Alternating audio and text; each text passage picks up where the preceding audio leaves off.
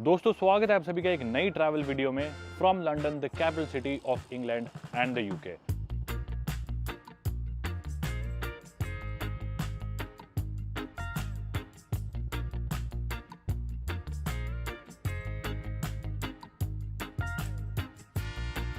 और आज की वीडियो में हम सफर करने वाले हैं लंदन शहर से इंग्लैंड के पड़ोसी देश वेल्स की कैपिटल सिटी कार्डिफ तक। लेकिन दरअसल लंदन शहर में हम फिलहाल कहाँ हैं? तो मेरे पीछे जो आप देख रहे हो ये बह रही है थेम्स नदी, यानी कि रिवर थेम्स। और ये जो आप देख रहे हो इसे बोला जाता है O2, जो कि एक बहुत ही पॉपुलर, बहुत ही मैसिव इंडोर अरीना है लंदन शहर में O2। कुछ ही मिनटों में यहाँ से ऊपर से प्लेन्स भी गुजरते हैं हर थोड़ी देर में, क्योंकि लंदन सिटी में बहुत सारे एयरपोर्ट्स हैं। मेरे ख्याल 4-5 तो ऑपरेशनल एयरपोर्ट्स है, और जो नॉन फंक्शनल या नॉन ऑपरेशनल है फिलहाल वो पता नहीं कितने हैं। हीथ्रो सबसे मेन हो गया जिस पर मैं लैंड हुआ था, उसके अलावा Gatwick airport, Stansted airport, London city airport, तरह तरह के एयरपोर्ट्स यहाँ पे। और लंदन शहर का जो एरिया है आसपास का, इसे बोला जाता है कनेरी वॉर्फ। कनेरी वॉर्फ एक तरह से लंदन सिटी की फाइनेंशियल डिस्ट्रिक्ट है। जितने भी बड़े बड़े बैंक्स या फिर कॉर्पोरेट कंपनीज है उनके हेडक्वार्टर्स या मेन ऑफिसेज इसी रीजन में। तो यहाँ से अब अपन निकलेंगे, अपना सफर तय करेंगे पास वाले ट्रेन स्टेशन तक का। वहां से हम जाएंगे इनके एक मेन स्टेशन, जिधर से हम फिर डायरेक्ट ट्रेन लेंगे कार्डिफ सेंट्रल की, यानी कि वेल्स की। इनफैक्ट ये जो पास में स्टेशन है, इस स्टेशन का नाम भी ईस्ट इंडिया स्टेशन है। और 15 अगस्त के दिन ही मैं इधर आया था, इधर मेरे दोस्तों वगैरह जिधर हम पिछले कुछ दिनों से रुका हुआ था। ईस्ट इंडिया स्टेशन इस जगह का नाम क्यों है? क्योंकि जो पीछे आप थेम्स नदी देख रहे हो, इस नदी के ऊपर आप कुछ डॉक्स भी देख पा रहे हो जिधर समुद्री जहाज खड़े होते हैं। तो जो ईस्ट इंडिया कंपनी थी, आप लोग जानते हो, एक बहुत बड़ी ट्रेडिंग कंपनी थी, और अपने इंडिया में भी कैलकाटा में, बॉम्बे में, मद्रास में उनकी तरह तरह की फैक्ट्रीज थी। तो ईस्ट इंडिया कंपनी के जितने भी इंपोर्ट्स आते थे एशिया से, जैसे कि सिल्क हुआ या फिर स्पाइसेस हुई या फिर टी या चाय हुई, तो उनके जितने भी जहाज थे या शिप्स थी वो इधर ही ईस्ट इंडिया डॉक्स पे आती थी, लंदन शहर पे इधर ही लगती थी all the way from London शहर पे इधर ही लगती थी all the way from Asia. तो वो जो आप नज़ारा देख पा रहे हो वो है ईस्ट इंडिया डॉक्स, साथ में है रिवर थेम्स, और वो है O2। तो इस शानदार नज़ारे को अब अलविदा कहने का समय आ गया, क्योंकि अब हम चलेंगे फाइनली वेल्स के लिए। एक और चीज़ मैं आप लोगों को बता दूं कि काफ़ी लोग कंफ्यूज होते हैं कि भी इंग्लैंड क्या है, यूके क्या है, ग्रेट ब्रिटेन क्या है। वेल्स तो यूके का ही पार्ट है, लेकिन इंग्लैंड भी यूके का पार्ट है, तो वेल्स अलग कंट्री कैसे हुई? तो दरअसल जो यूके है वो एक कंट्री है, लेकिन उसके अंदर भी खूब सारी कंट्रीज है। तो यूके की अगर हम बात करें तो उसमें आता है इंग्लैंड, वेल्स, स्कॉटलैंड और नॉर्दर्न आयरलैंड। जी हाँ, पूरा आयरलैंड उसमें नहीं आता। लेकिन अगर हम ग्रेट ब्रिटेन की बात करें तो ग्रेट ब्रिटेन एक आइलैंड है, जो आइलैंड बना हुआ है इंग्लैंड, स्कॉटलैंड और वेल्स जैसी इन 3 कंट्रीज से। तो ये थे कुछ differences England, Scotland, Wales, UK, Great Britain में। इंग्लैंड से निकल के हम वेल्स जाने वाले, लेकिन हम यूके में ही रहने वाले हैं, हम ग्रेट ब्रिटेन में ही रहने वाले हैं। बाकी दोस्तों हम रेडी तो हो चुके हैं, लेकिन एक चीज जिसके बिना ये आज का आउटफिट और हमारा दिन अधूरा रह जाएगा, वो है मेरा परफ्यूम। ये है latest launch from the man company, oud white and oud regal. और आप लोगों ने मुझे पहले भी देखा होगा द मैन कंपनी के परफ्यूम्स यूज करते हुए, लेकिन मैं खुद काफी टाइम से ऊद यूज करना चाहता था इनकी पॉपुलैरिटी की वजह से, and that is why I got these. Generally काफी ऊद परफ्यूम्स में से एक सिंथेटिक स्मेल फील होती है, और वो थोड़ी देर में गायब हो जाते हैं, क्योंकि काफी ब्रांड्स ऊद परफ्यूम्स में असली ऊद यूज ही नहीं करती। इनफैक्ट कुछ सिंथेटिक एलिमेंट्स यूज करती है, but not these perfumes have real oud in them. Oud white from the man company sort of मेरा डेली ड्राइवर है for casual outings, city strolls, या फिर जब भी मैं फ्रेश और क्लासी फील करना चाहता हूँ थ्रू आउट द डे। इसकी फ्रेग्रेंस काफी काम और सूदिंग है। वहीं ऊद रीगल के फ्रेग्रेंस की हम बात करें तो इसका काफी स्मोकी और स्पाइसी एसेंस है, थोड़ा स्ट्रॉन्ग है, जो कि परफेक्ट है कमांडिंग प्रेजेंस के लिए। तो इसको मैं यूज करता हूँ मोस्टली पार्टीज या फॉर्मल गैदरिंग्स में जाने से पहले। दोनों ही परफ्यूम्स काफी लॉन्ग लास्टिंग है and are priced at 1099 each, पर अभी 50% ऑफ पे अवेलेबल है। ऐसे प्राइस पॉइंट पर ऐसी परफॉर्मेंस मिलना मुश्किल है। इन्हें ट्राई करने के लिए आप मैन कंपनी की वेबसाइट या फिर फ्लिपकार्ट या अमेजॉन से भी इन्हें ऑर्डर कर सकते हैं। लिंक मैंने डिस्क्रिप्शन में ऐड कर दी है, so do check them out. चलो भाई निकलते हैं, पहले चलते हैं बिल्डिंग से नीचे ग्राउंड फ्लोर पे, और उसके बाद पहुंचते ट्रेन स्टेशन। चलो भाई बिल्डिंग से निकल के अपने बाहर आ चुके हैं, और लंदन में ना मैं जगह जगह रह चुका, कई सारे नेबरहुड्स में रह चुका। अभी फिलहाल कैनेरी वॉर्फ दोस्तों के पास हूँ। जब मैं लंदन आया था 3-4 हफ्ते पहले, तो मैं था विंडसर में, जिधर मेरा कज़न रहता है, और विंडसर में कासल भी है काफ़ी मशहूर। विंडसर के बाद फिर मैं शिफ्ट हो गया था लंदन सिटी में, ह्यूस्टन स्टेशन के नज़दीक। वहाँ पे एयरबीएनबी लेके कई दिन रहा था। कुछ ही दिन पहले जस्ट इन दोस्तों के पास में आ गया। एक इंटरेस्टिंग चीज़ आप लोगों को दिखाऊंगा इससे पहले कि हम स्टेशन जाए। ये देखो, इससे पहले कि स्टेशन पहुँचे, एक बहुत ही मस्त इंटरेस्टिंग चीज़ ये आप लोगों को देखने में मिलेगी। ये क्या चीज़ है? ये ग्रीनिच है। ग्रीनिच मीडियन टाइम हम सभी लोग जानते हैं, जिसके बेसिस पे पूरी दुनिया में टाइम जोन्स सेट किए जाते थे। तो अगर लॉन्गिट्यूडली धरती के बीचों बीच हम एक लाइन ड्रॉ करें तो वो लाइन ये होएगी। मतलब धरती को हम ईस्टर्न और वेस्टर्न हेमिस्फीयर में बांटेंगे तो वो लाइन ये है। अब आप देख सकते हो, एक मेरा पैर है वेस्टर्न हेमिस्फीयर में, एक है ईस्टर्न में। उल्टा हूँ इसलिए कन्फ्यूजिंग लग रहा होगा। ये देखो, ऐसे खड़ा होता हूँ, अब मेरा पैर ये वाला है धरती के ईस्टर्न हेमिस्फीयर में, ये है धरती के वेस्टर्न हेमिस्फीयर में। यानी कि धरती को अगर हम बीचों बीच से स्लाइस करें दो पार्ट्स में, एक ईस्ट वाला पार्ट एक वेस्ट वाला पार्ट, तो वो लाइन ये होगी। और इसी लाइन को प्राइम मेरिडियन माना जाता है, यानी कि 0 डिग्री लॉन्गिट्यूड। जो ग्रीनिच की प्राइम मेरिडियन की लाइन मानी जाती है वो एक्चुअली यही है। और वो जो पीछे एरिया है O2 के पीछे, वहीं वो ग्रीनिच है, वो पहाड़ है सारे। और ग्रीनिच की जो ऑब्जर्वेटरी है वो भी उस तरफ ही है, उन पहाड़ों वाली साइड, इसके पीछे। तो ये देखो, एक पैर वेस्टर्न हेमिस्फीयर में, एक ईस्टर्न हेमिस्फीयर में। कितना कूल है ना। धरती के बीचों बीच की जो लाइन है वो लाइन एक्चुअली ये है, लॉन्गिट्यूड 0 डिग्री या प्राइम मेरिडियन वो ये है। और अपने भारत का जो टाइम जोन लगता है यानी कि इंडियन स्टैंडर्ड टाइम, वो भी GST + 530 इसी के बेसिस पे सेट किया गया है। अब तो हालांकि पूरी दुनिया UTC फॉलो करती है, यानी कि यूनिवर्सल कोऑर्डिनेटेड टाइम, लेकिन पहले पूरी दुनिया इस GMT के बेसिस पे ही टाइम जोन्स सेट करती थी। चलो चलते हैं ट्रेन स्टेशन की तरफ। ये रहा सामने ईस्ट इंडिया ट्रेन स्टेशन। इधर से हम ट्रेन लेके जा सकते हैं एक दूसरे स्टेशन पे, क्योंकि हमें लाइन चेंज करनी है, वरना हम बस भी ले सकते हैं। अरे ट्रेन तो आ गई, हमें यही वाली लेनी थी, तो ये अपनी मिस होएगी। हो सकता है अभी बस भी आने वाली हो, चेक करता हूँ।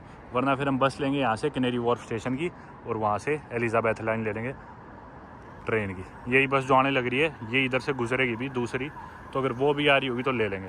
ये है रूट इस बस का। हम हैं फ़िलहाल ईस्ट इंडिया स्टेशन पे, हमें जाना है कैनरी वॉर्फ, जो कि 2 स्टेशन है यहाँ से, स्टॉप्स है बेसिकली, पर अपनी इस साइड से आएगी। बढ़िया टाइमिंग है, आ भी गई अपनी बस। थैंक्स।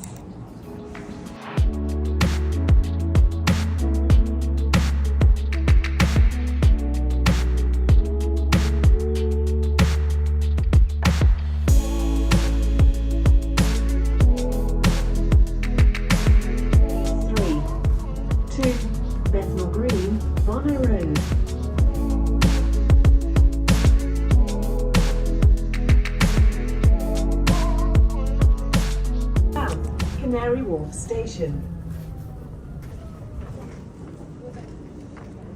ये आ गया अब एक्चुअली कैनरी वॉर्फ एरिया। इधर चलते हैं अब हम स्टेशन की तरफ। उधर ठीक है स्टेशन इनका, जिधर से जाके अब हमें लेनी है एलिजाबेथ लाइन। आप लोग सोच रहे हो कि पूरा लंदन ही ऐसा बड़ी बड़ी बिल्डिंग्स और ये कॉर्पोरेट लाइफस्टाइल, पर ये सिर्फ ये पार्ट है लंदन का, बाकी लंदन ऐसा नहीं है। बीच में लंच ब्रेक्स हो, काम के बाद यहाँ पे पब्स भर जाते हैं, लोगों की भीड़ लग जाती है। पब्स पे जाने का बहुत ज़्यादा रिवाज है यूके में। थोड़ा सा टाइम मिलते ही सीधा बियर पीने लोग इधर के पब्स या बार्स पे बैठे मिलते हैं। ये है भी ऊपर नीचे 2-3 फ्लोर का स्टेशन। अब देखो इधर से अंदर घुसेंगे अपन, फिर जाके लेंगे। लाइट वाइट यहाँ पे ज़्यादा लोग फॉलो करते ही नहीं है लंदन में।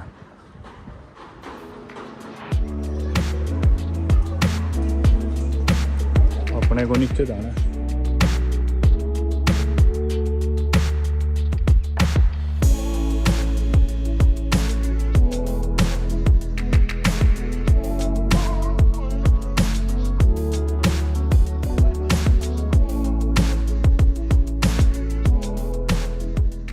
ये अपनी वेस्ट बाउंड प्लेटफॉर्म भी, अपने को जाना है इधर। ये रहा पैडिंगटन, अपने इधर ये वाली है। 3 मिनट में आएगी। ऐसा ना होगी हमारी आगे वाली ट्रेन ही छूट जाए वेल्स की। चल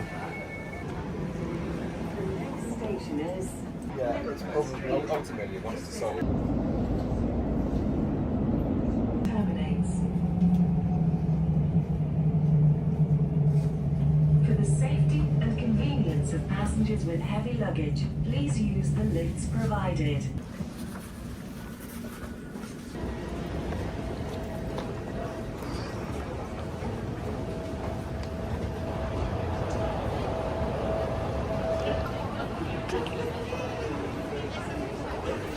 पाँच बज के 5 मिनट हो चुके और सही 13 मिनट में मेरी ट्रेन है कार्डिफ की, पैडिंगटन स्टेशन से। पता नहीं कितनी बार आ चुका मैं इस स्टेशन पे। चलते हैं प्लेटफॉर्म की तरफ। Welcome to Paddington station. London का 2nd बिगेस्ट ट्रेन स्टेशन है ये। सबसे बड़ा लिवरपूल स्ट्रीट है शायद, बाकी यूस्टन, किंग्स क्रॉस, ये सारे बड़े स्टेशन ही है। Bond street, Tottenham court road. Paddington 2nd biggest है और बहुत बार आ चुका मैं स्टेशन। पता नहीं कितनी बार यहाँ से ट्रेन चली है, चेंज करी है।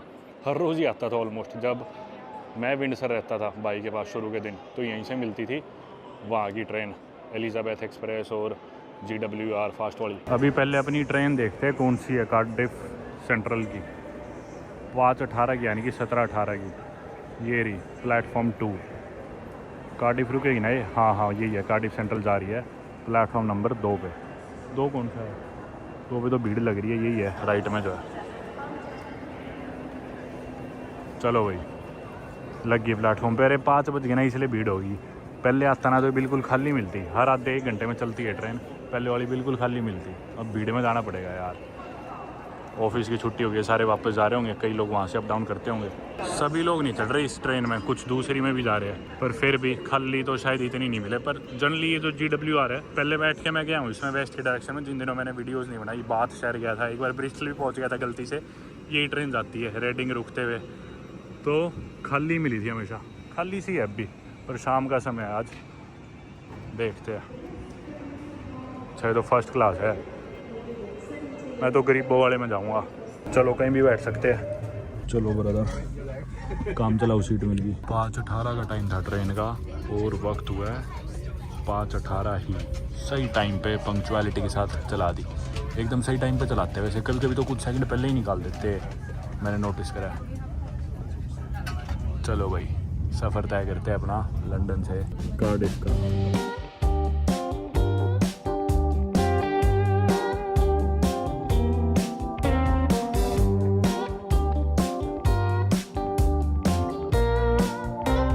ट्रेन में अपन बैठ चुके हैं एक बारी। दरअसल मैं ट्रेन के प्राइसेस की, टिकट के प्राइसेस की बात कर लूँ और कि भी सफ़र कितना लंबा है और ट्रेन कितना रुक के जाएगी।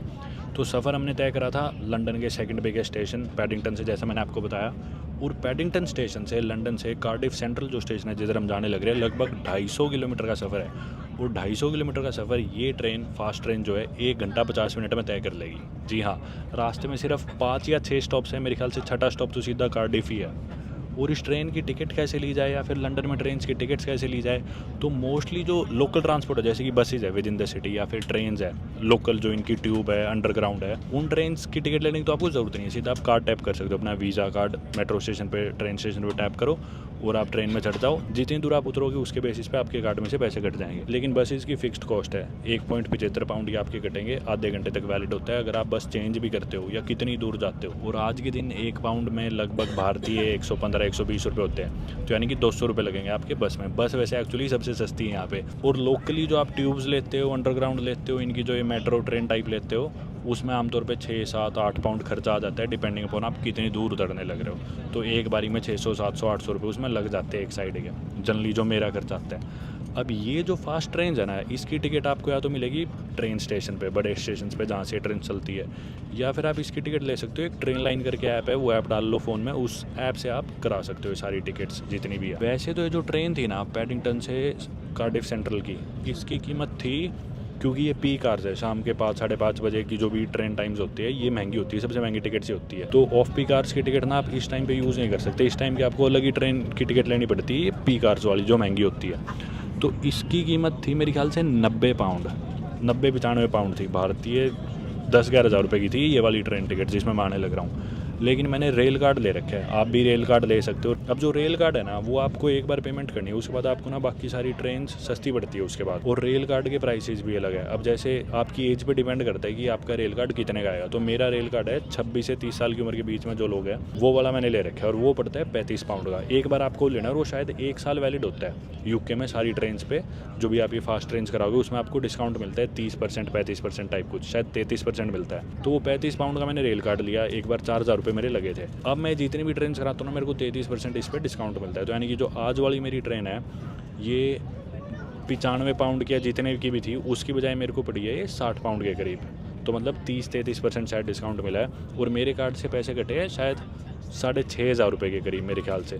जो ये 10-11 हज़ार की पड़नी थी, ये मेरे को 6,600 कुछ की शायद पड़ी है, क्योंकि मेरे पास रेल कार्ड था। तो इसलिए वर्थ है कि यहाँ पे अगर आप आए हो, ट्रेन में ट्रैवल करने वाले हो, तो ले ही लो रेल कार्ड। रेलवे जो है वो इन्वेंट ही ग्रेट ब्रिटेन में हुई थी, तो हर जगह आप ट्रेन से ईजिली आ जा सकते हो। इवन आपको स्कॉटलैंड जाना हो, वेल्स जाना हो, इंग्लैंड में कहीं भी जाना हो।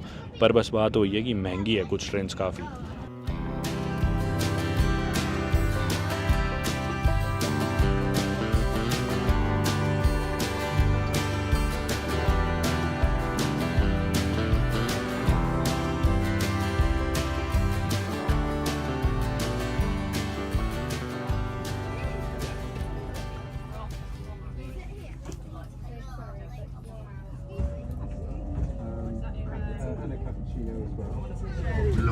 टिकट भी चेक होगी, चेक करने आ गया टीटी। अच्छा वो ले रखी थी अपन ने। भाई सामने वाली सीट पे किसी ने सस्ती टिकट ले रखी थी टीटी, अब उनसे फालतू पैसे भरवा रहे हैं। और कोई स्टेशन भी आ गया शायद से जिधर रुकने वाली है अभी ट्रेन। टीटी अब अगली कुर्सी मेरी है, अभी नहीं के बाद मेरे पास ही आएगा। चलो ले रखी है अपने तो क्यों टेंशन ले रहे हैं। ये खड़े भाई वापस चला गया टीटी, तो इनसे बहस करके इन्होंने ली नहीं महंगे वाली टिकट। बोला थोड़ी देर में आता हूँ। This is a Great Western Railway service to...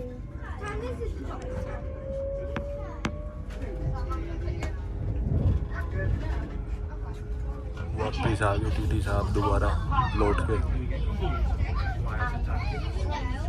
तो दोस्तों ऑफिशियली अब हम घुस तो गए हैं वेल्स, और ये अब इंग्लैंड की टेरिटरी नहीं है, ये है एक अलग देश यानी कि वेल्स। और ये जितने भी आप बिल्डिंग्स घर वगैरह देख रहे हो ये सारी जगह ये सारा वेल्स देश में है।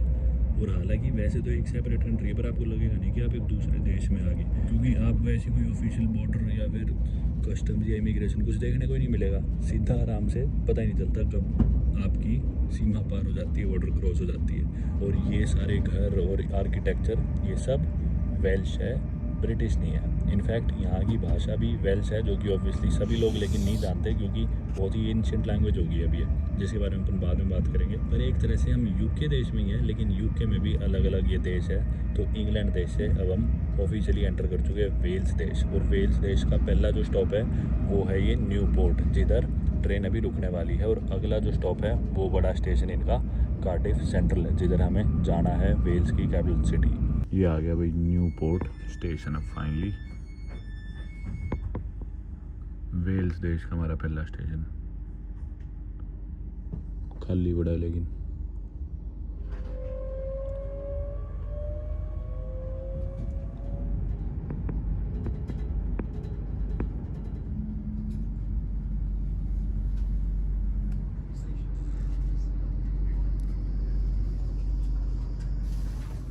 चलो भाई चलते हैं, आ गया अपना स्टेशन कार्डिफ सेंट्रल। बस कुछ भूल तो नहीं है ना।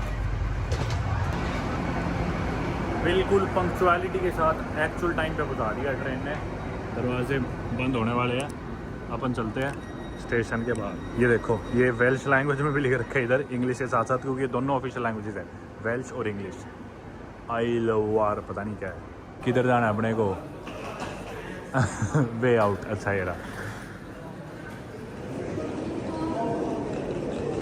इधर स्कैन करना है क्यूआर कोड टिकट का। लो भाई ऑफिशियली स्वागत है एक नए देश में।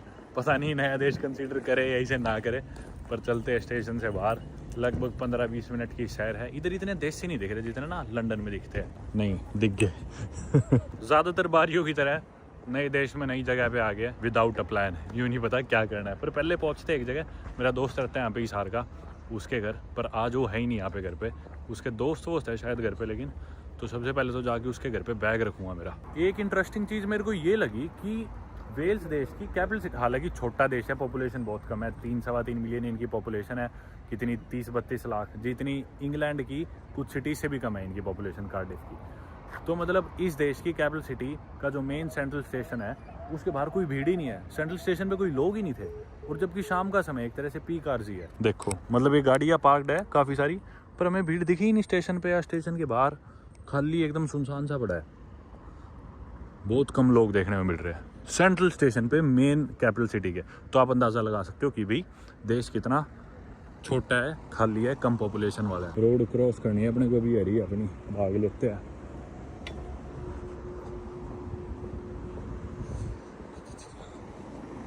इनकी तो बत्तियां भी पुरानी हो रही है।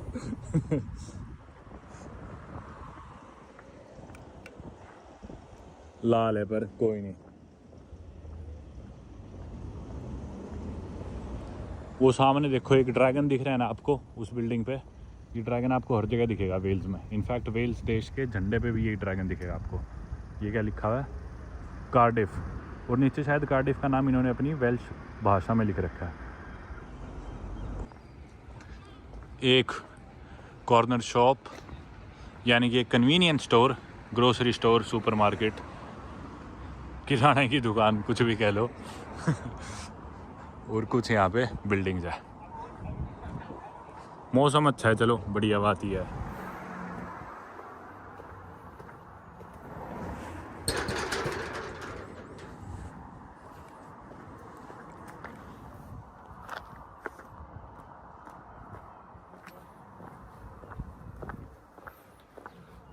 बड़ा बोरिंग शहर है यार। देश की राजधानी के सेंट्रल स्टेशन के पास में घूम रहा हूँ, एकदम सन्नाटा, एकदम शांति। अगर इनकी कैपिटल सिटी का सेंटर इतना बोरिंग है तो बाकी देश कितना डेड होगा पता नहीं। हो सकता है लेट ज़्यादा हो गया हो। अभी आपको धूप देख के लग रहा होगा कि दिन का समय है, लेकिन शाम के 7:15 साढ़े 7 हो चुके हैं, तो बिजनेसेस बंद हो चुके हैं सारे। और वैसे ना वेल्स देश या फिर कार्डिफ शहर भी कोई बहुत ज़्यादा हैपनिंग लाइफस्टाइल के लिए जाना ही नहीं जाता। अब हालांकि सफ़र अपना ट्रेन में 1.5-2 घंटे का ही था, लेकिन लंदन जैसी भीड़ भड़ाके वाली जगह में, यूके की सबसे बड़ी सिटी से यहाँ पे आगे तो एकदम ही लग रहा है कि कहाँ शांति में आगे। मतलब वेल्स देश को basically castle capital of the world माना जाता है। कुछ लोग बोलते हैं कि भी चेक रिपब्लिक है, कुछ लोग नॉर्थ वेल्स को कंसिडर करते हैं, पर बेसिकली यहाँ पे कासल्स है खूब सारे, शायद 600 से भी ज़्यादा। तो उन्हीं किलों के लिए, फोर्ट्स के लिए मशहूर है वेल्स या कार्डिफ शहर। वैसे जितना मैंने तस्वीरों से जाना है, इनकी जगह काफ़ी खूबसूरत है। कार्डिफ कासल काफ़ी मस्त है, कार्डिफ बे यहाँ से शायद ज़्यादा दूर नहीं होगा, वो भी काफ़ी सुंदर है। और जो इनकी सेंटर में स्ट्रीट है, एक वुमेन बी स्ट्रीट नाम है शायद उसका, उधर फिर भी शायद अपने को थोड़ी बहुत चहल पहल देखने को मिले। ये आ गया भाई मेरे दोस्त का घर, उसका रूममेट मेरा इंतज़ार कर रहा है। रोड क्रॉस करता हूँ मरे बिना एक बार। भाई शहर में घूमने आ गए हम, मेरे साथ में लोविश भाई है। इंदौर से हो ना भाई? जी भाई। वंश के साथ रहता है भाई। तो भाई ने मेरे को पहले रिसीव करा, उसके बाद हम चल पड़े हैं पनीर लेने के लिए। और कहाँ घूमने? कौन सा? कार्डिफ बे। ठीक है, कितनी दूर है यहाँ से? 10 मिनट्स 5 मिनट्स। सही है भाई, चलो ये है कुछ सड़कें भाई कार्डिफ की। फ़िलहाल अभी तक शांत सा ही है सारा, लंदन के बाद तो स्पेशली और भी शांत लग रहा है। चलते हैं।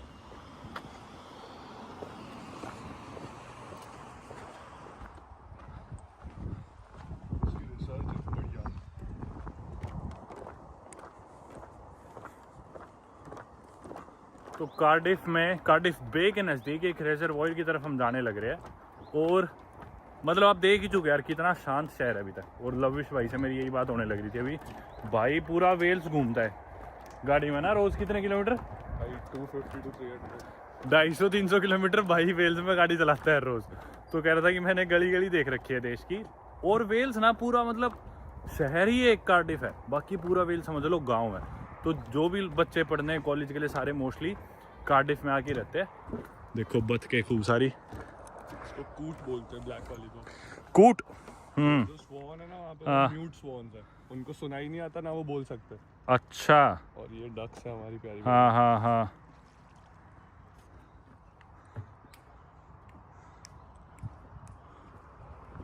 बहुत स्लो लाइफ है, आप लोग फील कर भी पा रहे होगे। लोविश भाई क्या बता रहे थे कि ग्रोथ नहीं है कार्डिफ में, मतलब बहुत स्लो पेस लाइफ है ना? हाँ, अगर आपको बिजनेस करना है या आपको ऑनेस्टली लाइक कुछ करना है तो Cardiff is not the city. Go for bigger cities like Manchester, Liverpool, Bristol is good. England में है ना? लंदन, हाँ, रहने के लिए, शांति के लिए बेस्ट जगह है लेकिन है ना? Settle down then Cardiff is the best. हाँ, very very good society, very good place to settle down, calm, convenient and very cheap. और सेफ है कार्डिफ? और कंपेरेटिवली हाँ। हाँ, बाकी इंग्लैंड की बड़ी सिटीज है। ओ इंग्लैंड तो आप इंग्लैंड और वेल्स में बहुत फर्क है, बहुत फर्क है।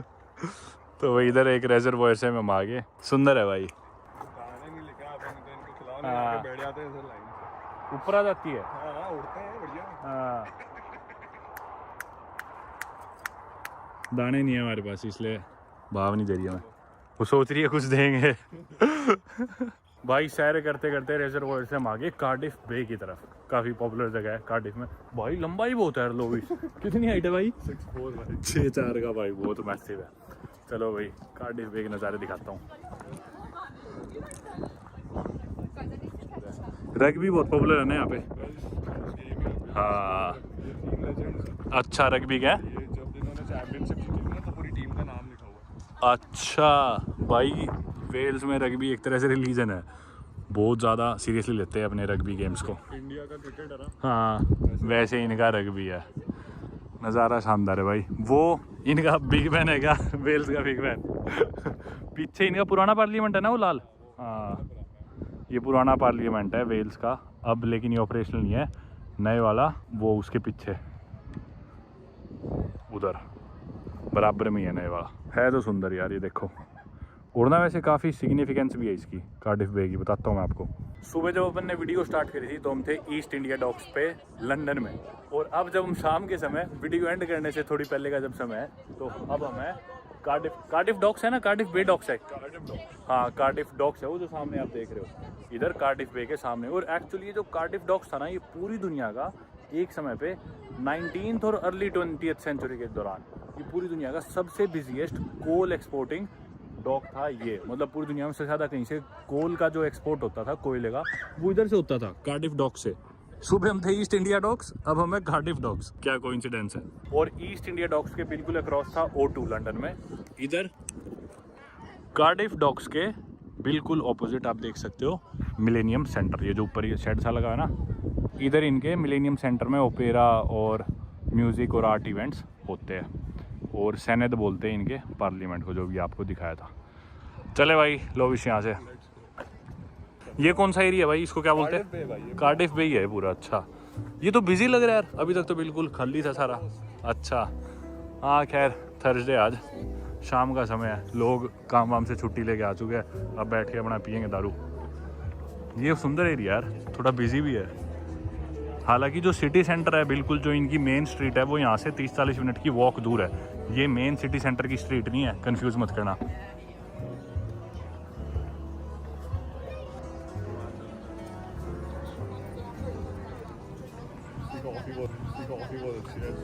अच्छा बहुत अच्छी कॉफी।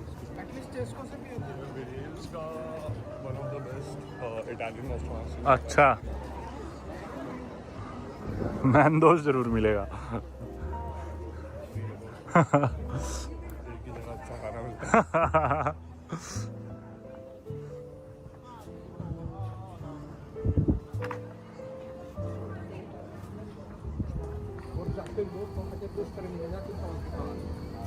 ये थिएटर है भाई, ऊपर ये मस्त है, 20-25 लोग बिठाओ और ये कांच का ग्लास है, इधर से कार्डिफ बे दिखता है और सामने दिखाते हैं मूवी। मस्त है यार भाई, आ ही गया इधर तो चल ही पड़ते हैं इसमें, पता नहीं दोबारा चक्कर लगा या नहीं। कैश प्रेफर्ड कार्ड एक्सेप्टेड 6 की। क्या बोल रहा है वो? भाई मेरे को काजल ने इतनी जिद करी, मैं कभी नहीं बैठा। डर लगता है इसमें। अरे वाह यार शानदार नज़ारे, गजब।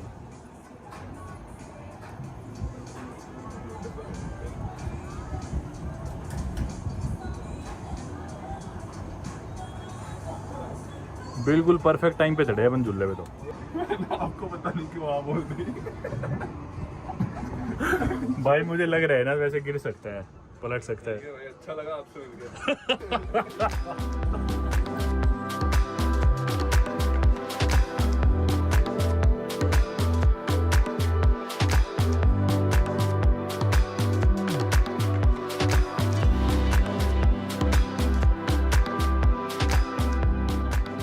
इनका एक्सेंट अब तो समझ में आ जाता होगा, वेल्स एक्सेंट का मजाक बनाते हैं ना वैसे लोग, समझ में नहीं आता। अभी कार्डिफ में आपको उतना एक्सेंट नहीं मिलेगा, आप चलोगे ना वेस्ट वेल्स, हाँ। उधर नहीं समझ में आता। जैसे स्कॉटिश एक्सेंट समझ नहीं आता। हाँ हाँ हाँ नहीं आता। अगर आप किसी ठेठ इंग्लिश से मिलोगे तो वो हाँ। उसके देसी देख के इतनी फास्ट बोलते हैं ना, समझ उनका भी नहीं आता। अच्छा बस भाई कुछ भी समझ नहीं आया तो नॉड कर देना और हाँ। चीयर्स बोल के निकल जाना। कोई तो भी समझ आया, ठीक है ओके चीयर्स चलो। यहाँ पे इनकी लैंग्वेज वेल्स है, वैसे one of the oldest ancient languages of Europe में से एक है, अभी भी मतलब उसे प्रिजर्व करने की लोग कोशिश कर रहे हैं। वेल्स के जो वेस्ट वाला रीजन है उधर ज्यादा लोग वेल्स बोलते हैं, कार्डिफ में इंग्लिश ही बोलते हैं सब, पर ऑब्वियसली इंग्लिश हर इंसान जानते हैं इस देश में, वेल्स कम लोग जानते हैं, बल्कि मेरे ख्याल से 15-20% लोग ही बोलते होंगे वेल्स, है ना? नहीं बोलते सब है, बट अच्छा। Cardiff as a student hub, तो हाँ। इधर आपको आप वेल्स में नहीं रह सकते, नहीं रह सकते, because you will be left out. Exactly. But west Wales is completely Wales, like हाँ। Restaurants, businesses, pharmacies, every owner is a Wales person there. और वो वेल्स में ही बोलेंगे सारे बिजनेसेस। नहीं आपसे इंग्लिश में बोलेंगे definitely, but amongst themselves they talk in Wales. ये फीचर जबरदस्त है इसका, बैठे बैठे घुमाते जाओ सारे नज़ारे देख सकते हो।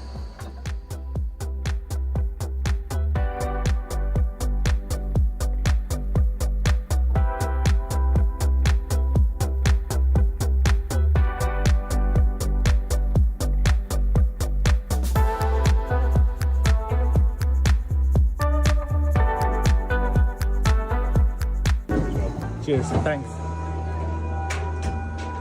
ड्रोन शॉट्स मिल गए अपने को शहर के मुफ्त में तो नहीं 6 पाउंड में। भाई बोल रहे इधर की आइसक्रीम बढ़िया है, आइसक्रीम खा लूँगा। बोला चलो भाई,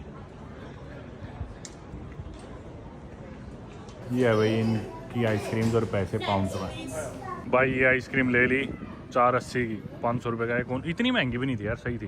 नहीं, इट्स वेरी टेस्टी। अच्छा, जैसे इंडिया में नेचुरल्स है ना, हाँ फ्लेवर है इसका बहुत हाँ। अच्छी है, विदाउट सुक्रोलोज, हाँ। Without sugar. मेरे को लगा भाई भी खाएगा इसलिए ले ली मैंने। भाई बोला मैं तो खाता ही नहीं। मस्त है यार। पर भाई अंदर टेस्को में राशन पानी लेने लग गया। रात को पनीर की सब्जी बनाएंगे तो प्याज टमाटर ले रहा है। टेस्को एक्सप्रेस इनका छोटे वाला स्टोर है, टेस्को के बड़े स्टोर भी होते हैं। पर यार आइसक्रीम मस्त है, सही में बढ़िया लगी मेरे को। तो भाई ये था हमारा सफ़र आज लंदन शहर से कार्डिफ तक का। एक छोटी सी आउटिंग होगी, कार्डिफ बे घुमाए, वो वाला एरिया देखा है कार्डिफ का, ड्रोन शॉट्स ले ली, आसमान से नज़ारे देख लिए, ड्रोन शॉट्स ले लिए, वापस घर की तरफ आ गए। यही रोड सीधी जाएगी कार्डिफ सेंट्रल ट्रेन स्टेशन की तरफ जिधर से हम आए थे, और उसके आगे फिर चला जाएगा वो सिटी सेंटर की तरफ। आज का दिन करते हैं यहीं पे ख़त्म। अंधेरा हो गया। वक्त क्या हो गया भाई? 9 बज गए, 8:30। 8:45। हाँ, 8:45 बज गए। अंधेरा भी हो गया, चीज़ें जल्दी बंद हो जाती है बिजनेसेस, तो ज़्यादा कुछ अब करने को बचा नहीं है। चलते हैं, आराम करते हैं। कल अपन एक्सप्लोर करते हैं कार्डिफ को, वेल्स को। कल परसों जो भी कर पाएंगे देख पाएंगे, देखते हैं। वीकेंड भी थोड़ी ज़्यादा हलचल होगी। चलो भाई, गुड बाय।